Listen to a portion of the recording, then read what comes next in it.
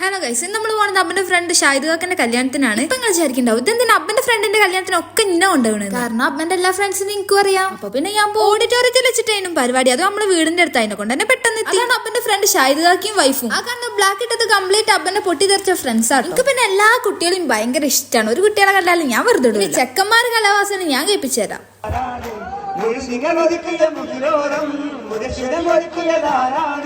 പിന്നെ അപ്പൊ നല്ല സ്റ്റേജിലേക്ക് കയറി ഗ്രൂപ്പ് ഫോട്ടോ എടുക്കാനും വേണ്ടിട്ട്. പക്ഷെ ഓളൊരു ഗേൾ ഉള്ളതിന് വേറെ ആരും വന്നു. നമ്മളെ മെയിൻ കലാപരിപാടി എന്താ ഫുഡ്. നല്ല വിശപ്പുണ്ടേനു ഉള്ളത് പറയാലോ. പിന്നെ ഫുഡ് കഴിച്ചിട്ട് നേരെ നമ്മള് വീണ്ടും ഓരോരുത്തേക്ക് തന്നെ പോയി. കാരണം അപ്പന്റെ ഏതോ ഒരു ഫ്രണ്ട് വരുന്നുണ്ട് പറഞ്ഞു. അങ്ങനെ ഓളെ കാത്ത് നിന്നിട്ട് ഓള് വന്നില്ല. അങ്ങനെ പിന്നെ ഇവരെന്നെ കയറി കണ്ടെടുത്തു. ജംഷീർ കാക്ക കണ്ടി ഇരുന്നങ്ങോട്ട് തള്ളണ്. ഇതാണ് അപ്പന്റെ ഫ്രണ്ട് മുഫ്താർ കാക്ക. മൂപ്പരൊരു സന്തൂർ പപ്പയാണ് പറഞ്ഞപ്പോ മൂപ്പരങ്ങോട്ടേക്ക് കയറി. ഈ കാണുന്ന കുട്ടിയാണ് മുഫ്താർ കാക്കന്റെ കുട്ടി. ഇത് സന്തൂർ പപ്പ. ഇവര് രണ്ടാളും ട്വിൻസ് ആണ്, ജംഷീറും ജംഷീദും. ഭയങ്കര പൊട്ടിത്തെറിപ്പാ. മൂപ്പരോട് പെണ്ണിട്ടുന്ന കാര്യം പറഞ്ഞപ്പോ എന്താണോ എല്ലാരും കൂടെ അയിമ പിടിച്ച് കൂടിയിട്ട് കല്യാണ ചർച്ചയായി. ക്യാമറ ഓണാക്കി കഴിഞ്ഞ് എന്താന്നറിയാം എല്ലാരും ഒരു നാണം കൈയും കൊണ്ടൊരു വരുത്താം. അഫ്താർ കാക്കന്റെ സൽമാൻ കാക്കന്റെ കല്യാണം കഴിഞ്ഞത് ഇനി ആരും ഓരോ നോക്കിപ്പോണം. അതിനോട് തന്നെ ഒരു നന്നായിട്ട് ടൂക്ക് കൊടുക്കേണ്ടവർക്ക്. അതിന്റെ ശമ്പലാണ്. ചെക്കൻ സിംഗിൾ ആണ്, റെഡി ടു മിംഗിൾ ആണ്. പിന്നെ നമ്മൾ അവിടുന്ന് നേരെ നമ്മളെ വീട്ടിലേക്ക് പോകണം. എല്ലാരോടും നമ്മൾ നിങ്ങളെ വീട്ടിലേക്ക് വരണ്ടേ, നമുക്ക് നല്ല ഇലക്കായിട്ട് കട്ടൻ ചായ. പിന്നെ അബ്ബന്റെ വേറൊരു ഫ്രണ്ട് സൽമാൻ കാക്ക, വേറെ സൽമാൻ, രണ്ട് സൽമാൻ ഉണ്ട്. പിന്നെ നമ്മള് നേരെ വീട്ടിലേക്ക് പോവാണ്. പിന്നെ ഒരു വീട്ടിൽ പോണ വഴിക്ക് നേരെ ഇങ്ങോട്ടേക്ക് വന്ന് ഒരു പിന്നെ ആദ്യമേ പറഞ്ഞതല്ല ഏലക്കായിട്ട് കട്ടൻ ചായ ആണെന്ന്. അതിനുകൊണ്ട് നമ്മൾ അതിന്റെ കൊടുത്ത് ഒരു പിന്നെ പെട്ടെന്ന് തന്നെ പോയി. കാരണം ചെക്കൻ വിളിച്ച് ചേർപ്പിക്കണ്ടേനും ഒരു കട പോയിട്ട് വേണം തട്ടുകട റെഡിയാക്കാൻ. അപ്പൊ ഓക്കെ, ബൈ ഗൈസ്.